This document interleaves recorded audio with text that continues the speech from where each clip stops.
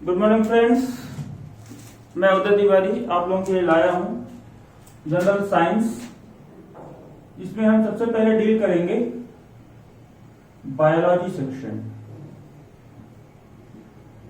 Biology यानी कि जीव विज्ञान। सबसे पहले हम ये देखते हैं जीव विज्ञान है क्या। जीव विज्ञान दो शब्दों से मिलकर बना है, बायोस और लॉगस। बायोस का मतलब होता है ऑल लिविंग्स, यानी कि सभी सजीव।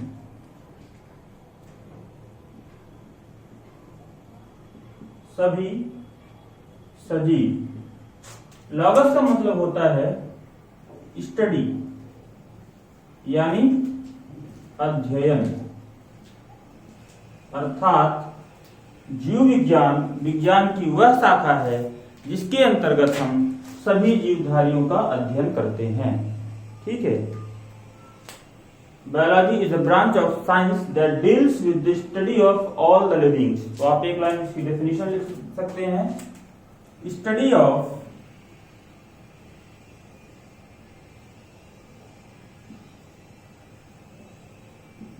ऑल लिविंग्स, सभी सजीवों का अध्ययन जीव विज्ञान कहलाता है।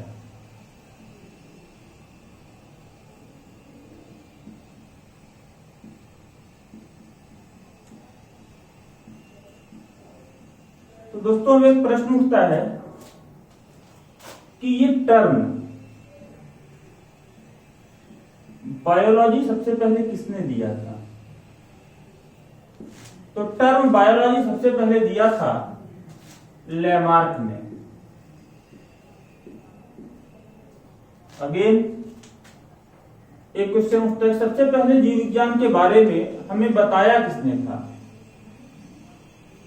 तो जो बताएगा वही इसका जनक कहलाएगा। फादर ऑफ बायोलॉजी, जीव विज्ञान के जनक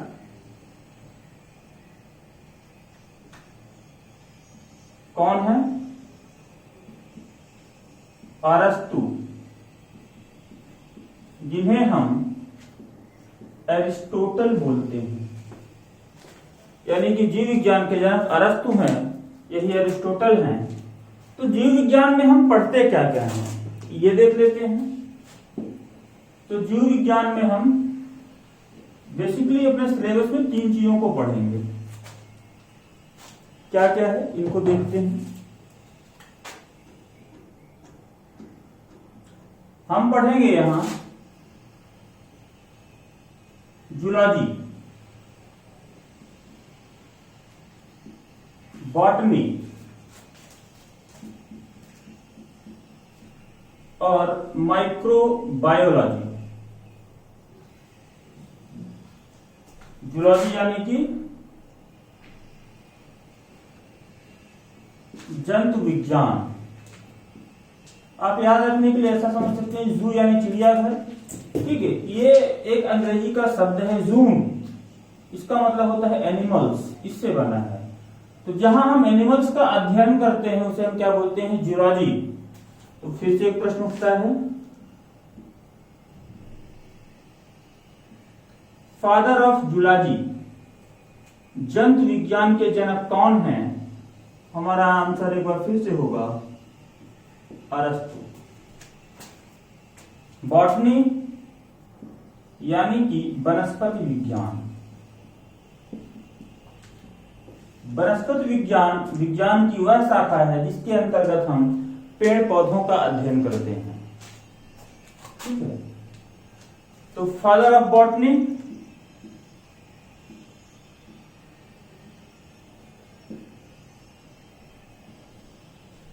वनस्पति विज्ञान के जनक थियोफ्रेस्टस।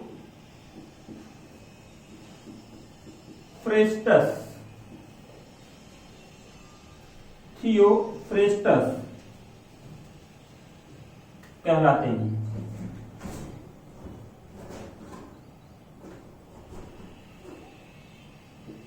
थियोफ्रेस्टस वनस्पति विज्ञान के जनक हैं।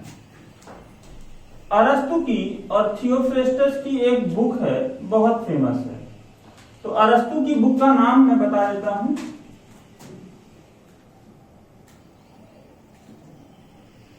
हिस्टोरिया एनिमेलियम। थियोफ्रेस्टस की बुक का नाम है हिस्टोरिया प्लांटेरम।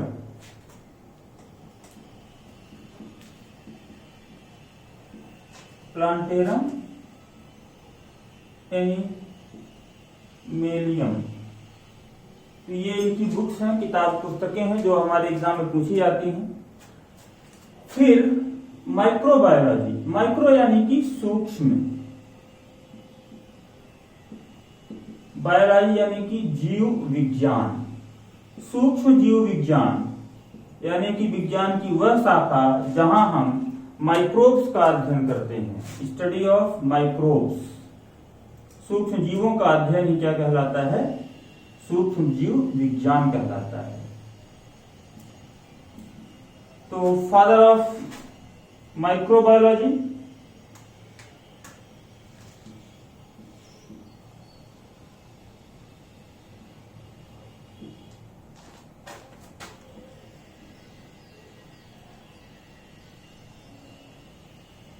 ध्यान रखेंगे, ये हैं Leeuwenhoek, Antonie van Leeuwenhoek. ये सूक्ष्म जीव विज्ञान के जनक कहे जाते हैं।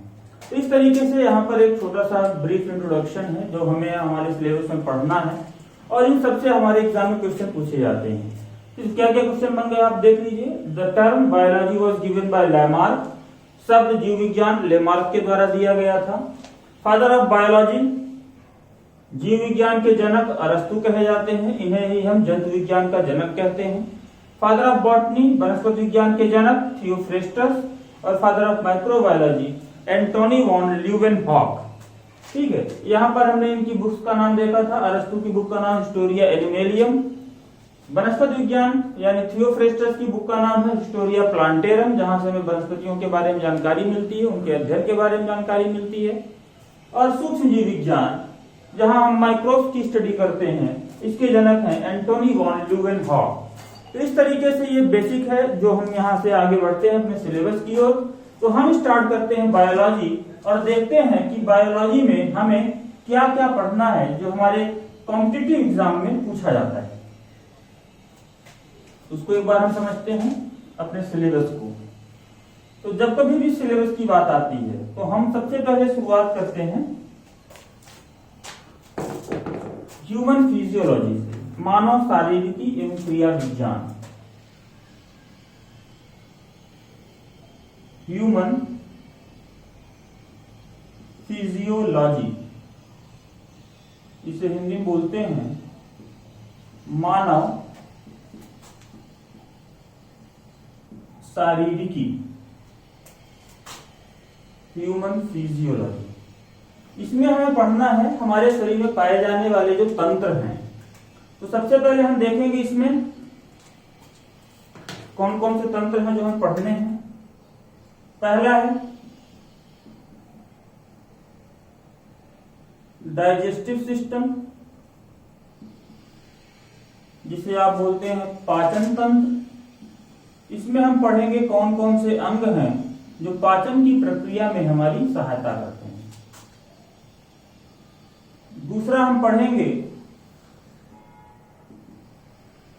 रेस्पिरेटरी सिस्टम यानी कि श्वसन तंत्र।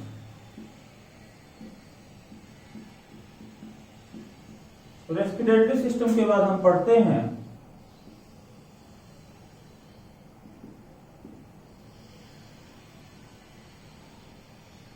कार्डियोवैस्कुलर सिस्टम, या इसी को आप ब्लड सर्कुलेटरी सिस्टम भी बोलते हैं। हिंदी में हम इसे कहते हैं रक्त परिसंचरण तंत्र या संवहन तंत्र। ध्यान रखेंगे, रक्त परिसंचरण तंत्र या संवहन तंत्र दोनों एक ही हैं। हम इसमें पढ़ते हैं स्केलेटल सिस्टम।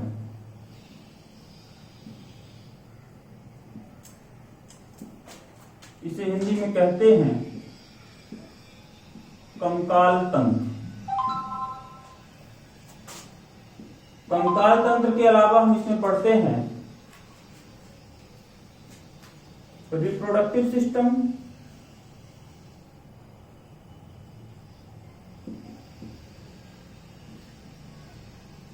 यानी प्रजनन तंत्र।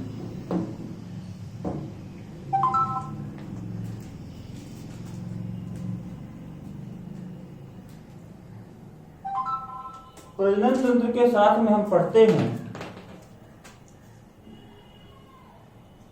Nervous system.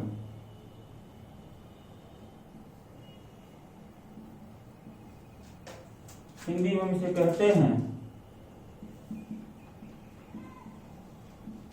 तंत्रिका तंत्र। फिर अगला है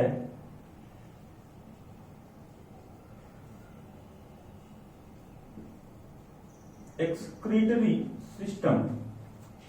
आप हिंदी में इसे कहेंगे उत्सर्जन तंत्र। इसके बाद स्टडी ऑफ हार्मोन्स और उससे रिलेटेड जो ऑर्गन्स हैं उसे हम पढ़ेंगे एंडोक्राइन सिस्टम में, यानी कि अंतःस्त्रावी तंत्र। तो इस तरीके से ये ह्यूमन फिजियोलॉजी का पार्ट है। फिर इसी के आगे हम कंटिन्यू करेंगे ह्यूमन डिसीज, मानव में होने वाली बीमारियां। तो ये बीमारियां जो हैं कौन कौन से हैं? एक तो जेनेटिक डिसऑर्डर्स होंगी जो हम जेनेटिक्स में पढ़ेंगे, आनुवांशिकी पढ़ेंगे, और आनुवांशिकी से संबंधित जो बीमारियां हैं, ठीक है, जैसे कलर ब्लाइंडनेस है, ठीक है, कुछ सिंड्रोम्स हैं, डाउन सिंड्रोम्स है, ठीक है, क्लिनफेल्टर सिंड्रोम है। तो ये क्या क्या है? तो जेनेटिक डिसऑर्डर्स पढ़ेंगे, साथ ही साथ बैक्टीरिया यानी कि जीवाणुओं के द्वारा, वायरस यानी कि विषाणुओं के द्वारा, प्रोटोजोआ यानी कि प्रोटोजोआ और कवक, इन सब के द्वारा होने वाली बीमारियां कौन कौन सी हैं, ठीक, इनके वाहक क्या हैं, इनका ट्रीटमेंट क्या है, ये सारी बीमारियों के बारे में ह्यूमन डिसीज में पढ़ेंगे। ठीक है, हार्मोन्स के बारे में हमने किसमें पढ़ना है? एंडोक्राइन सिस्टम में पढ़ना है। कौन कौन से हार्मोन्स हैं, उनके क्या काम हैं। फिर बीमारियों के साथ हम पढ़ते हैं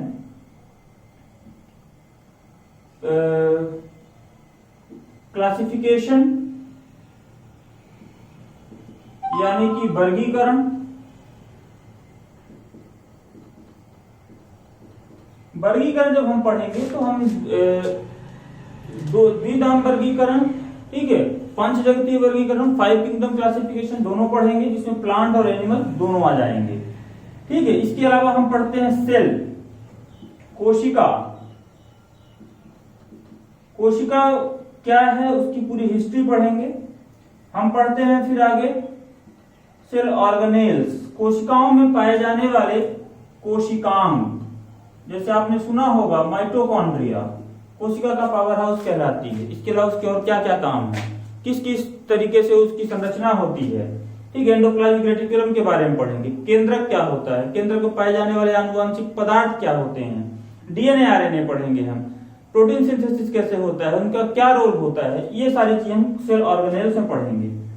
फिर उसके बाद हम देखेंगे कोशिकाओं का विभाजन कैसे होता है, कोशिका विभाजन कितने प्रकार का होता है। ठीक है, समसूत्री विभाजन क्या है, अर्धसूत्री विभाजन क्या है, कौन कौन सी स्टेज होती हैं, उनका क्या रोल होता है। तो इस तरीके से हम कोशिका विभाजन पढ़ेंगे। फिर हम आगे आ जाएंगे अपने बॉटनी सेक्शन में। बॉटनी सेक्शन में हमें क्या क्या पढ़ना है, इसको भी थोड़ा सा एक बार देख लेते हैं। तो basic botanical structure, plant structure, जिसमें हम जड़, तना, पत्तियां क्या होती हैं, उनके कार्य, ठीक है, कौन कौन से ऊतक होते हैं, ये पढ़ेंगे। इसके अलावा यानी कि आप एक शब्द बोल सकते हैं प्लांट फिजियोलॉजी, यानी कि पादप आकारिकी, प्लांट हार्मोन, पादप हार्मोन,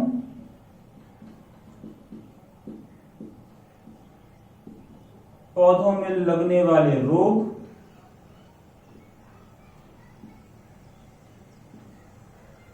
प्लांट डिसीज। इस तरीके से ये हम अपना पूरा सिलेबस यहाँ पर कंप्लीट करेंगे। और कुछ कंटेम्प्रेरी इश्यूज जो हमारे एग्जाम में पूछे जाने के चांसेस हैं, तो ये सारी चीजें हम अपने सिलेबस में कंटिन्यू करेंगे।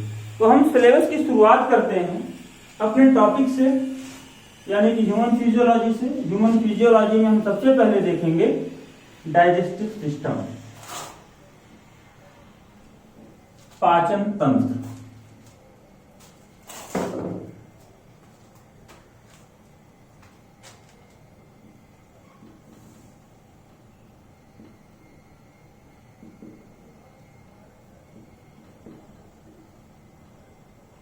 डाइजेस्टिव सिस्टम यानी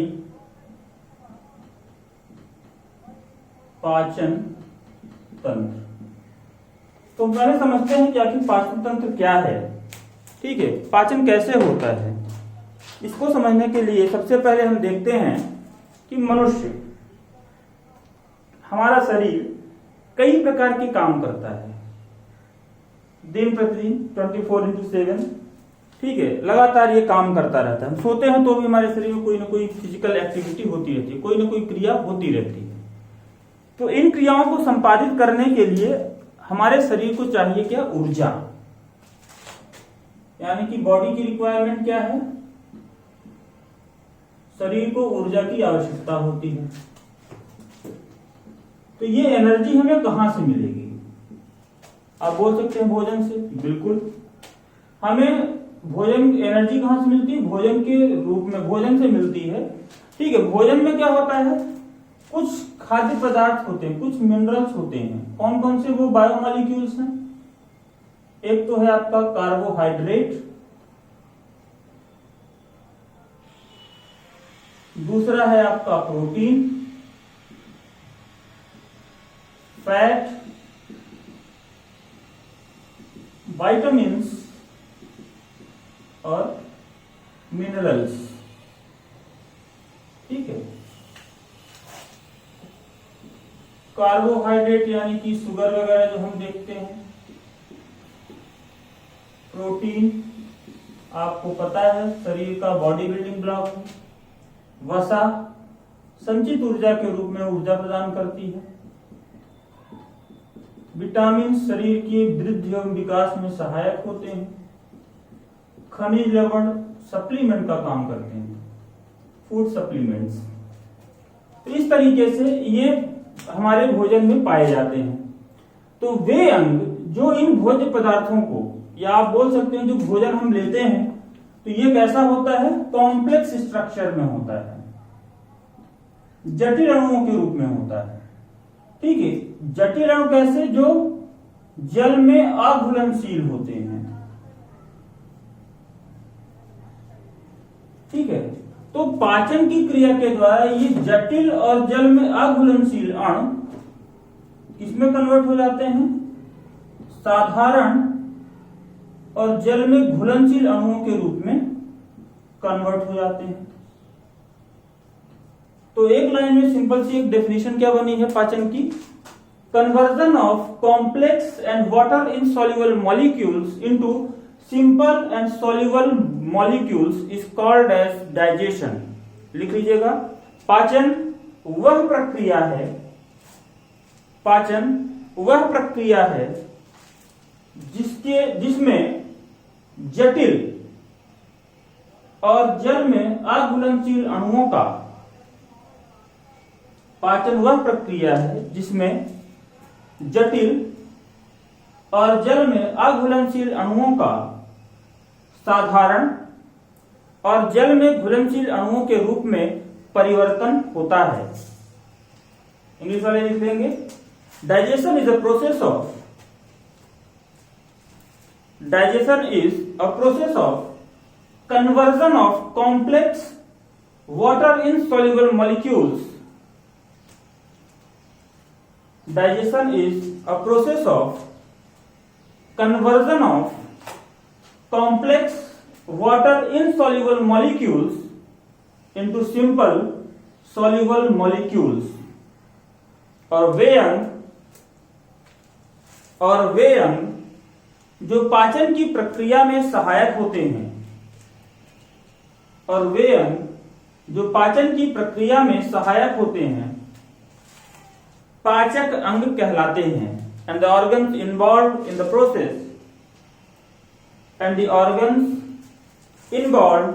process are called digestive organs. And the organs involved in the process are called digestive organs. तो हम अब देखते हैं कि कौन कौन से ऑर्गन हैं जो हमारा डाइजेस्टिव सिस्टम बनाते हैं, जो डाइजेशन की प्रोसेस में पार्टिसिपेट करते हैं। तो हम इसको फिर समझते हैं, डाइजेस्टिव ऑर्गन्स। तो जो डाइजेस्टिव सिस्टम है, इसमें जो ये क्या होगा, दो चीजों से मिलकर बना है। एक तो है हमारी एलिमेंट्री कैनाल, आप बोलते हैं इसे हिंदी में आहार नाल।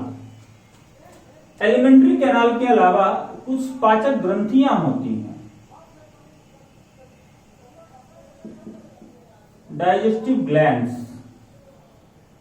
हम इन्हें बोलते हैं पाचक ग्रंथियां। एलिमेंट्री कैनाल में क्या क्या होगा, आहार नाल जो होती है करीब 9 मीटर लंबी होती है मानव शरीर में, ठीक है, जो कि मुख गुहा से शुरू होती है और अपना बड़ी आंत तक खत्म होती है। तो हम देखते हैं इसमें कौन कौन से ऑर्गन हैं। एक तो है आपका बक्कल कैविटी, इसे आप बोल सकते हैं मुख गुहा।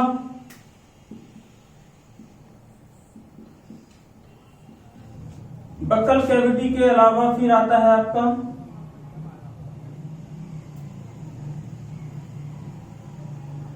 ईसोफेगस,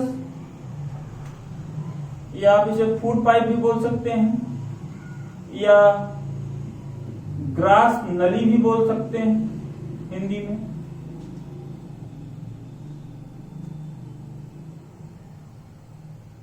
फिर है स्टमक,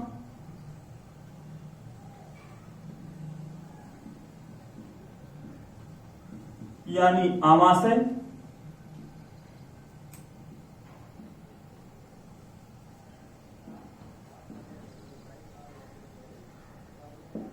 फिर स्मॉल इंटेस्टाइन,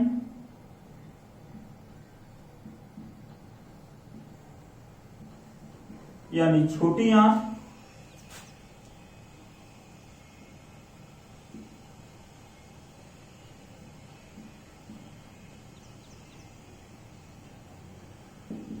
लार्ज इंटेस्टाइन,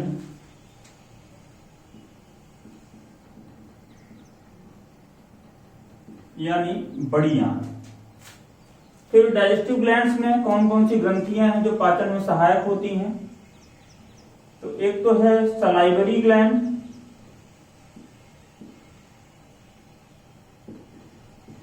यानी लार ग्रंथि।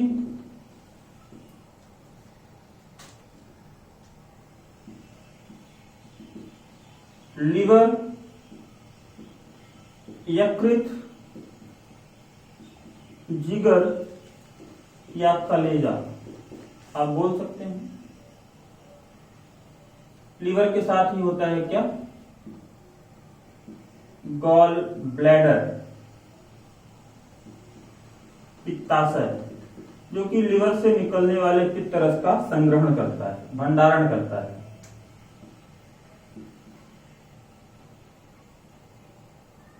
और है फिर पैंक्रियास, यानी कि अग्नाशय। तो इस तरीके से यहाँ पर डाइजेस्टिव सिस्टम दो चीजों से मिलकर बना है, आहार नाल और पाचक ग्रंथियों से।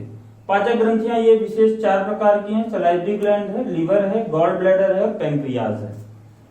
एलिमेंट्री कैनाल में बकल कैविटी है, मुख गुहा, ईसोफेगस यानी ग्रास नली, स्टमक यानी आमाशय, स्मॉल इंटेस्टाइन यानी छोटी आंत, लार्ज इंटेस्टाइन यानी बड़ी आंत। आमाशय को आप जठर के नाम से भी जानते हैं, जठराग्नि सुना होगा, भूपेट की आग, जठराग्नि। ठीक है, तो इस तरीके से ये पाचन तंत्र है। तो हम सबसे पहले देखेंगे अपना एलिमेंट्री कैनाल देखेंगे, उसके बाद हम डाइजेस्टिव ग्लैंड्स देखेंगे। तो आगे हम स्टार्ट करते हैं एलिमेंट्री कैनाल और इसको समझते हैं कि आखिर कौन कौन से अंग किस तरीके से काम करते हैं।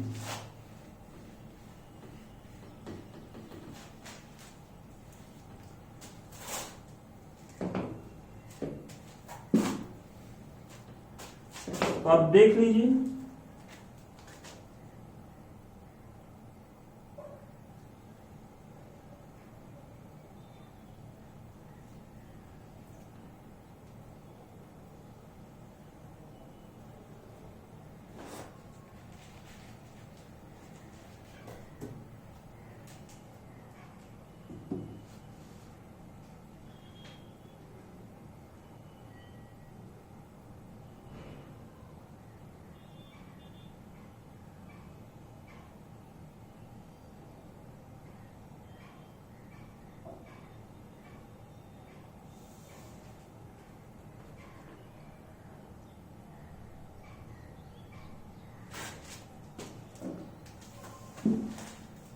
थोड़ा सा इसे बड़ा बना लेते हैं जिससे समझने में आसानी हो।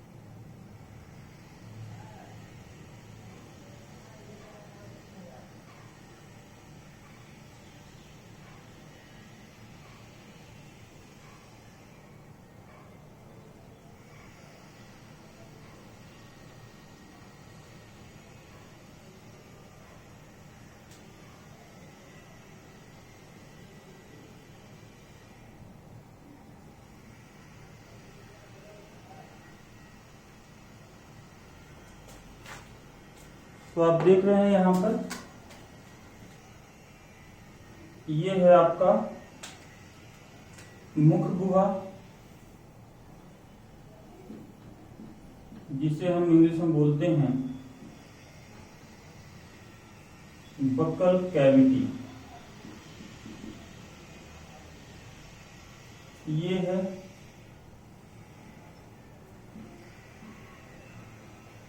ईसोफेगस यानी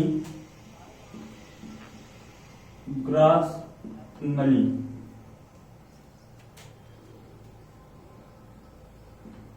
ये है आमाशय।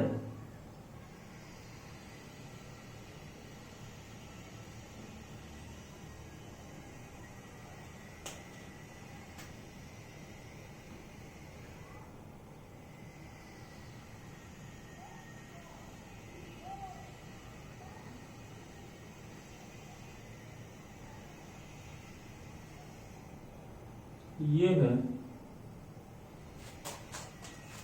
ड्यूडिनम, जिसे बोलते हैं गृहिणी। ये है जेजुनम, और ये है कॉइल स्ट्रक्चर जो कुंडलित है, इसे बोलते हैं इलियम, हिंदी में कहेंगे शीशांत। जेजुनम यानी कि मध्यांत, मध्यांत यानी मध्यांत। ये तीनों मिलकर बनाते हैं छोटी आंत, स्मॉल इंटेस्टाइन। यानी कि छोटी आंत के कितने भाग हो गए? 3 भाग, ड्यूडिनम, जेजुनम और इलियम। ये तीनों मिलकर बनाते हैं छोटी आंत, जिसकी लंबाई होती है 6 से 6.9 मीटर। ऑन एन एवरेज आप 6.25 भी बोल सकते हैं। ठीक है, फिर है अगला, ये जो बड़ा सा स्ट्रक्चर है इसे बोलते हैं लार्ज इंटेस्टाइन, यानी बड़ी आंत। और यही एक छोटी सी संरचना पत्ती की जैसी पाई जाती है, इसे हम बोलते हैं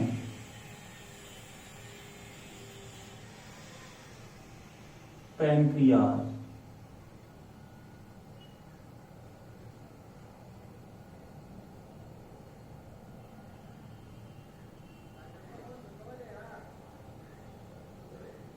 पैंक्रियाज है, इसमें ये जो नलिका हम देख रहे हैं ये कहलाती है पैंक्रियाटिक डक्ट।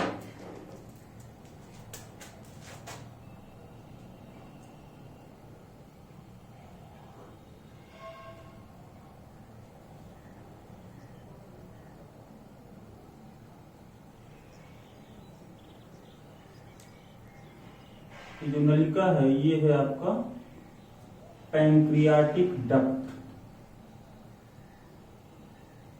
अग्नाशयी नलिका। ये है पैंक्रियाज,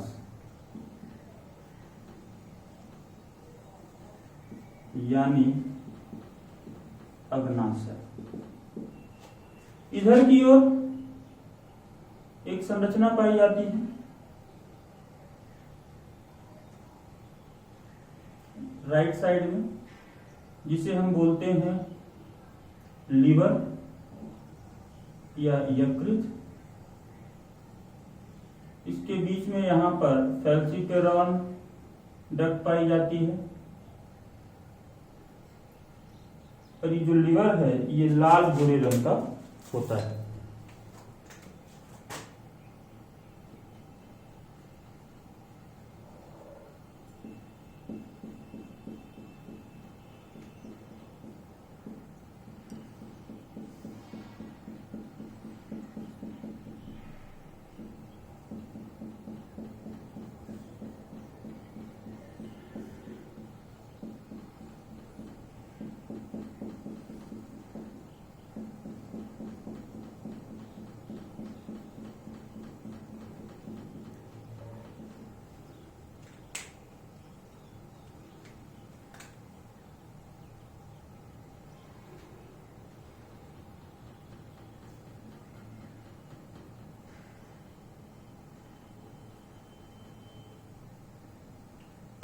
और यही एक पतली सी नलिका पाई जाती है।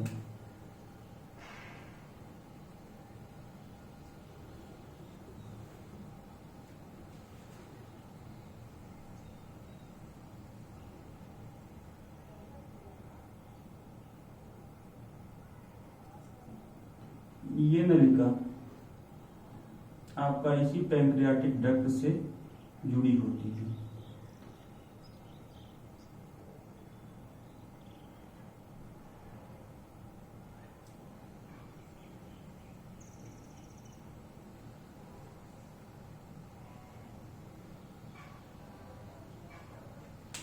तो हिपैटिक डक्ट और हिपैटिक डक्ट से पैंक्रियाटिक डक्ट और सारी संरचनाएं जो है वो एक दूसरे से जुड़ी होती हैं।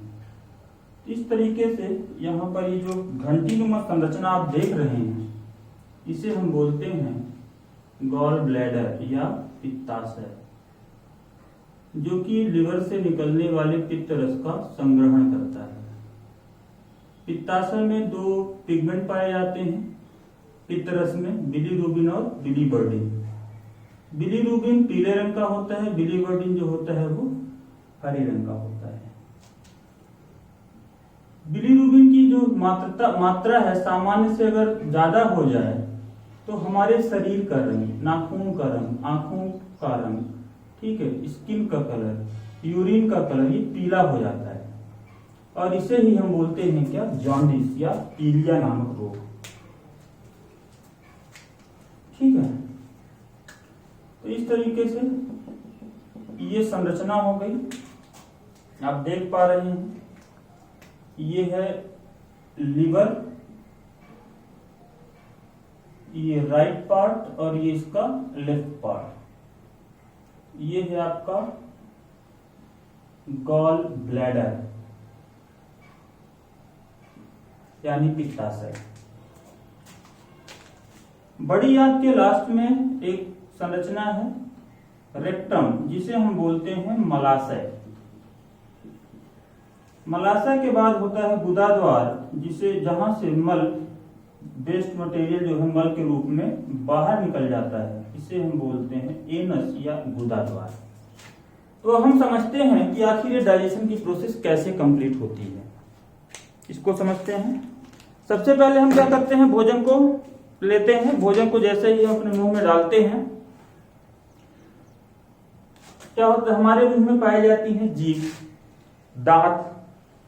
तो दांत क्या करते हैं, भोजन को छोटे छोटे टुकड़ों में तोड़ने का काम करते हैं। जीभ क्या करेगी, भोजन को मिलाने का काम करती है। जीभ के और भी काम है, स्वाद लेना है, ठीक है, दांतों की सफाई है, तो ये काम भी जीभ करती है। लेकिन जैसे ही भोजन क्या होगा, भोजन को दांत चबाते हैं तो हमारे मुंह में पाई जाने वाली जो लार ग्रंथियां हैं वो सलाइवा का सिक्रेशन करती हैं। उस सलाइवा के साथ जीभ क्या करेगी, भोजन को मिक्सिंग का काम करती है। जैसे ही भोजन मिक्स होता है तो वो जो पेस्ट बनता है, लुगदी, उस लुगदी को हम बोलते हैं क्या, बोलस। भोजन का जो पेस्ट है उसे हमने बोलस नाम दिया और ये बोलस आगे पहुंचता है कहां, ईसोफेगस में यानी ग्रास नली में। ध्यान रखेंगे ग्रास नली में किसी प्रकार का कोई पाचन नहीं होता है। तो प्रश्न उठता है कि आखिर पाचन की शुरुआत कहां से होती है। तो जब हम मुंह में भोजन को चबा रहे होते हैं तो हमारे मुंह में सलाइवरी ग्लैंड, लार ग्रंथियों से टायलिन नामक या सलाइवरी एमाइलेज नामक एक एंजाइम निकलता है जो कि स्टार्च को उसके छोटे अणुओं में कन्वर्ट करता है। यहीं से पाचन की क्रिया शुरू होती है। ठीक है, तो आपका आंसर क्या होगा, पाचन की शुरुआत कहां से होती है, मुख गुहा से होती है, बकल कैविटी से।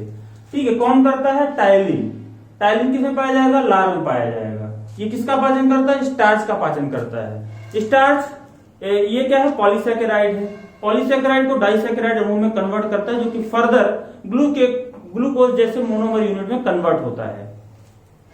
तो इस प्रकार मुख गुहा से पाचन की प्रक्रिया की शुरुआत होती है और ये बोलस जो है वो ईसोफेगस में पहुंचता है जहां किसी प्रकार का कोई पाचन नहीं होता। तो आखिर ये भोजन कैसे पहुंचा, तो आप ध्यान रखेंगे मुख गुहा से आमाशय तक भोजन को पहुंचाने का काम मुख ग्रास नली या ईसोफेगस के द्वारा हो रहा है। और ये जो गति होती है उसे हम बोलते हैं पेरिस्टाल्टिक मूवमेंट। ये ग्रास नली है, इस ग्रास नली में ऐसी पतली पतली बहुत सारी सीलिएटेड संरचनाएं पाई जाती हैं जो भोजन को जिगजैग पाथ से होते हुए नीचे पहुंचाती हैं।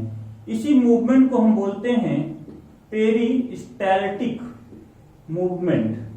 पेरिस्टाल्टिक गति के द्वारा भोजन ईसोफेगस से होता हुआ आमाशय में पहुंचता है और आमाशय जो है वो 3 भागों में विभाजित है। एक होता है कार्डियक जो कि हृदय के पास होता है, बीच वाला जो भाग है वो है फंडस कहलाता है और सबसे निचला भाग जो है वो कहलाएगा क्या, पाइलोरिक। ये फंडस बीच वाला पार्ट, ये वाला जो भाग है कार्डियक कहलाएगा और ये वाला भाग जो है वो कहलाएगा क्या, पाइलोरिक। तो कार्डियक वाल्व यहाँ होगी, यहाँ पाइलोरिक वाल्व होती है जो भोजन को ऊपर की ओर जाने, कार्डियक वाल्व भोजन को ऊपर जाने से रोकती है, पाइलोरिक वाल्व भोजन को नीचे जाने से रोकती है। इस प्रकार से आमाशय में भोजन सबसे ज्यादा समय तक रुकता है। ये क्वेश्चन यही बना कि भोजन सर्वाधिक समय कहाँ रुकता है, ध्यान रखेंगे कहाँ, आमाशय में। ठीक है, आमाशय में पाया जाता है HCl हाइड्रोक्लोरिक अम्ल, जिसका पीएच मान होता है 1.5 से 2.5 तक। नवजात शिशुओं में ये अप्रॉक्स 5.0 होता है। ठीक है, जो कि भोजन को अम्लीय बनाने का काम करता है। साथ ही साथ अगर हमारे भोज्य पदार्थों में किसी प्रकार के बैक्टीरिया वगैरह आ जाते हैं तो उन्हें भी ये खत्म करने का काम करता है। कई बार हम जब ज्यादा खा लेते हैं, बहुत अच्छा भोजन मिला तो हम बहुत ज्यादा खा लिए, ठीक है, तो वो क्या होता है, एसिडिटी होती है, यानी कि अम्लीयता बढ़ जाना। जैसे चिकन मटन पनीर वगैरह आपने देखा तो खींच दिया, उससे क्या होता है कि अम्लीयता बढ़ जाती है। ठीक है, इसके अलावा आमाशय में निचले भाग में कुछ गैस्ट्रिक ग्लैंड्स पाई जाती हैं, पाचक ग्रंथियां पाई जाती हैं, जो कि कुछ एंजाइम्स का सिक्रीशन करती हैं। ठीक है, जैसे आप देखेंगे पेप्सिन, रेनिन और म्यूकस, इसका सिक्रीशन होता है कहां से, पाचक ग्रंथियों से, गैस्ट्रिक ग्लैंड से, जो कि आमाशय में पाई जाती हैं। पेप्सिन क्या करता है, प्रोटीन के अणुओं को पेप्टोन्स में कन्वर्ट करता है, यानी कि प्रोटीन के पाचन के लिए पेप्सिन उत्तरदायी है।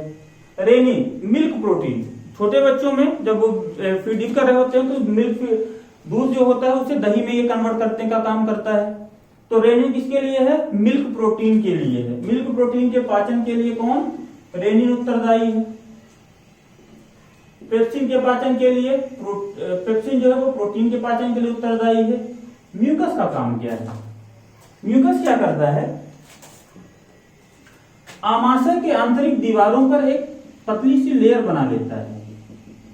इससे जब हानिकारक पदार्थ शरीर के अंदर आते हैं, आमाशय के अंदर आते हैं भोज्य पदार्थ के साथ, तो वो आमाशय की दीवार पर नहीं आने पाते हैं। इस प्रकार से उनसे होने वाला जो हानिकारक प्रभाव है वो आमाशय से बच जाता है। दूसरा HCl भी हानिकारक हो सकता है, तो HCl भी क्या होगा, आमाशय की आंतरिक दीवारों को नुकसान नहीं पहुंचाता है। इस तरीके से म्यूकस जो होता है पेट की, आमाशय की आंतरिक दीवारों पर पाया जाता है, म्यूकस की लेयर जो उसकी प्रोडक्शन का काम करती है। इस तरीके से जो भोजन है आमाशय से होता हुआ अब छोटी आंत में पहुंचता है। यहाँ भोजन का सर्वाधिक पाचन होता है। ठीक है, यहीं पर छोटी आंत में ही कुछ अंगुली के आकार की संरचनाएं पाई जाती हैं। इन संरचनाओं को हम बोलते हैं विलाई। ये विलाई क्या करती है, भोजन के अवशोषण के लिए सतह प्रदान करती हैं, जहां से भोजन अवशोषित होता है और ये अवशोषित भोज्य पदार्थ रक्त की धारा में जाकर मिल जाता है। ठीक है, हमने पहले ही बात की, छोटी आंत तीन भागों में है, ड्यूडेनम, जेजुनम और एलियम। आगे हम डिटेल में देखेंगे। और यहाँ भोजन का सर्वाधिक पाचन और अवशोषण होता है। ठीक है, अवशोषण होने के बाद जहां से जो अपचित भोज्य पदार्थ हैं, जिनका पाचन नहीं हुआ है, वो क्या करेंगे, सीकम, बड़ी आंत की शुरुआत कहां से होती है, सीकम से, जो कि छोटी आंत और बड़ी आंत के बीच का एक कनेक्टिंग पार्ट है। सीकम से होता हुआ बड़ी आंत पहुंचता है और बड़ी आंत से ये असेंडिंग, ट्रांसवर्ड और डिसेंडिंग कोलोन में से होता हुआ रेक्टम में पहुंचता है। बड़ी आंत में ध्यान रखेंगे किसी प्रकार का कोई पाचन नहीं होता है, यहाँ जल का अवशोषण होता है। ठीक है, यहाँ मल का निर्माण होता है और बना हुआ मल मलाशय में स्टोर होता है और गुदा द्वार के द्वारा शरीर से बाहर निकाल दिया जाता है। एक चीज यहाँ पर आप ये ध्यान रखेंगे, एक छोटी सी पुच्छिका जिसे हम बोलते हैं, बर्मीफॉर्म अपेंडिक्स, बर्मीफॉर्म अपेंडिक्स कृमि रूपी अवशेषिका इसे हम बोलते हैं। ये मानव शरीर में पाया जाने वाला एक अवशेषी अंग है। अवशेषी अंग इसलिए है क्योंकि जब पहले मानव सभ्यता का विकास नहीं हुआ था तो मनुष्य पेड़ पौधों की पत्तियां पूर्णतः शाकाहारी था। तो ये क्या करता है, पेड़ पौधों की पत्तियों में पाए जाने वाला जो सेल्यूलोज है उसके पाचन के लिए बर्मीफॉर्म अपेंडिक्स का काम हुआ करता था। लेकिन जैसे जैसे मानव सभ्यता का विकास हुआ, मानव क्या हुआ, सर्वाहारी होता चला गया और सर्वाहारी होने के कारण उसकी जो पेड़ पौधों की पत्तियों पर जो डिपेंडेंसी वो कम होती चली गई। उसी के आधार पर मानव शरीर में अनुकूलन आया और बर्मीफॉर्म अपेंडिक्स आज के समय में बहुत ज्यादा उपयोगी नहीं रही है। यही वजह है कि अब ये क्या है, अवशेषी अंग के रूप में पाई जाती है। इसकी साइज 4 इंच होती है। ठीक है, अगर इसकी साइज बढ़ जाती है तो आप बोलते हैं अपेंडिक्स की बीमारी, और इसको कट करके यहाँ से इसकी समस्या को दूर किया जाता है। लेकिन जितने भी जीव जंतु हैं, जैसे गाय है, बैल है, इनमें आज भी सेल्यूलोज के पाचन के लिए बर्मीफॉर्म अपेंडिक्स पाई जाती है। तो ये एक सिंपल सी प्रोसेस हुई डाइजेशन की। अब इसमें कौन कौन से ऑर्गन है, क्या क्या उनका इन्वॉल्वमेंट है, ये सारी चीजें हम आगे करते हैं। धन्यवाद।